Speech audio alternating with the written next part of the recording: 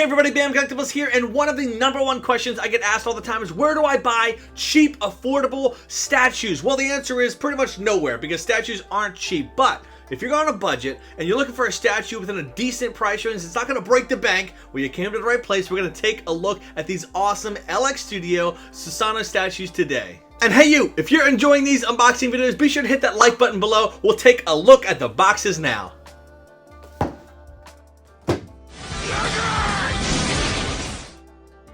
The boxes are pretty boring, so Guy went ahead and took care of those. Now looking at the base, we have that classic black round plate style, and then on the bottom is a silhouette with the edition size and the studio name. And then there's Sasuke's EMS on the front with the chakra that's surrounding the actual base. We can see all around. And then if we look towards the center of it, we'll see a notch that's carved in there. That's going to allow it so you know exactly the positioning of the Susanoo when we attach it. This part here is really sticky because we have that sticker on the bottom there. But that actually helps the LED light that we're going to be installing next to stick to it after you get it into position. Because the statue is more affordable, this is a cheaper LED light system. It's powered by 3 different AAAs, as we'll spin open and take a look here. Like I said before, the installation process, super simple. You just stick it on there and the adhesive sticker holds it into place. Now it did come with a remote also. And with that bad boy, you can change it to all sorts of colors, though the default would be right like a purple color that goes along with a Susanoo here. But whatever tickles your fancy, you could change it to. Here is what I'm going with. As I teased in the beginning, we're doing 2 Susanoo statues today, but the first of the 2 is going to be the humanoid version, which next to Indra is my favorite version. We'll see carved down the bottom is that notch and also this round circle to go right over top of that LED puck disc. Each shoulder socket in the statue does have the notches with the magnets inside. The eyes of the Susanoo look fantastic, as well as the head sculpt, and just the overall proportion of it is very fitting. For these statues, sometimes I've seen these lines be panel lined where they're kind of colored inside to bring out the details in it, but for this one there is nothing more than just the eyes detailed for the statue. That's also one thing to consider for this. Really, there's not a lot of detailed paint application that went into the actual sculpting of the statue, so that's why the price is a lot more reasonable, because it's a lot of clear resin. Here we have the left arm, which is extremely hyper extended out there, because why, right? It's going to be holding that bow later to be aiming it at whoever he is looking at.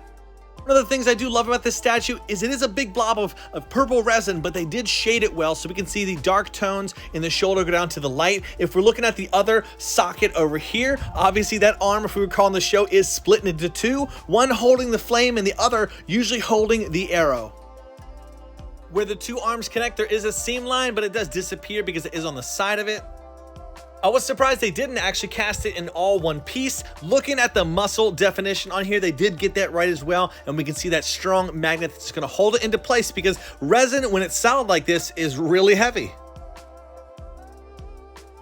And here we have the bow. Usually this is something that I see on statues and it's not scaled correctly, but for the smallest, most affordable one, it's actually sculpted, I think, the best I've seen. Now these pieces on the side that go out, like little tips on the edges, I'm not sure if that's normally sculpted on there. I don't recall that, but we had that center magnet there, obviously for the arrow that we see here, the awesome shading going down from the dark tip of it to the light back as it goes down the arrow. But just with that little magnet alone, it attaches on there and kind of goes in between the fingers. You can just slide it right into place. That keeps it steady. Dimming down the lights, you know what time it is. It is LED time. Doesn't it look fantastic? Now, most of the body for the Susanoo is clear resin, so obviously it's going to look amazing.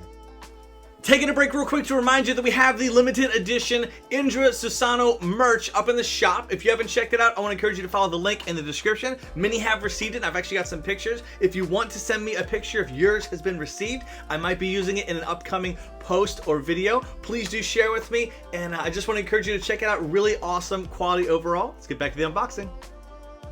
Here is the card that I typically display next to my Box Studios Sasuke statue that I did unbox a few months ago. I'll link it up top here if you didn't catch that. It's a much larger version of a statue, but a friendly reminder to those who do have a larger collection of Naruto cards that they're not doing anything with it, and maybe you watch the channel, you'd love to get a statue someday. I would love to trade you a statue for a large lot of cards. Specifically, send me some pictures of maybe the super rares that you have, or how many cards you have. We can see what we can work out and make a deal. Good old Kotetsu. Then we have Red Chakra. And oh, that's an awesome looking duo card right there. And then we have here is our rare for the pack, Sakura. For the second statue that we'll be showcasing, the base is pretty much exactly the same, except for on the bottom, there is a different silhouette because the Susanoo we'll be showcasing is different. Next up, this piece is a lot thicker than the last. This is the armored version, which we didn't get to see much in the show. It's one of those versions, I don't understand why they didn't flesh it out a little bit more for us so we could see how it was. We saw a lot of the skeletal, a lot of the humanoid, a lot of the complete, and then we had the Indra's version at the end there, but the top of it's really smooth because they actually sculpted the head separately, which is unexpected. I didn't know how they'd sculpted separately to where it would look good, but you'll see it looks amazing once we have it settled into place.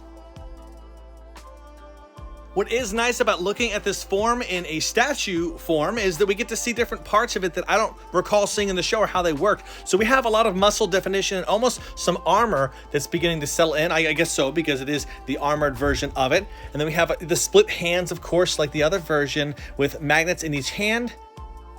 Really cool though, you can almost see the tile looking shape to the armor, just like we see on the wings and all throughout the body of the complete version.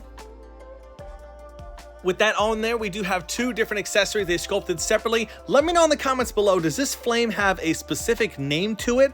I do know it's what sits at the bottom of the arrow and in that hand there, but this piece right here got me all sorts of confused. What the freak is this piece, right? Is it the beginning of an arrow, the beginning of a sword? I have no idea, but it looks kind of odd, and I know it goes in the other hand. It's like he's holding it, so I don't know. Let me know in the comments below as well. What do you think this piece actually is?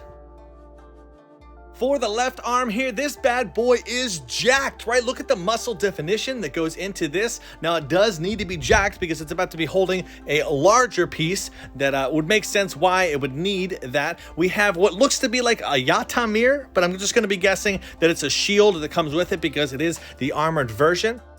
On the back, we have that magnet, and then I will mention on the bottom is a little notch or a little groove in here that's going to rest towards the bottom of the base. It kind of helps support it so it's not just laying there. It could easily get fallen off right here. This little tip, it kind of sits and rests on top of that, as well as the magnet holding it into place.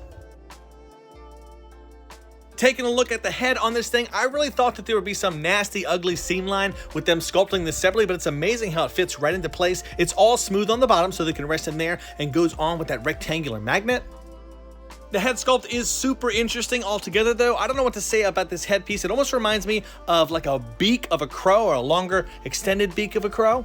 If you do own this statue, I do recommend putting on the head before you install the arms. All right, so there's the LEDs for this bad boy. Now it doesn't shine off to the, the two arms on the right side of him and also on the left side, that shield. So I think it's a little bit weaker than the first. Let me know what you think about it, but we'll shove him aside. And just to see the third one in this line of waist up Susanoo's, here's the Itachi that I did probably a few weeks ago at this point.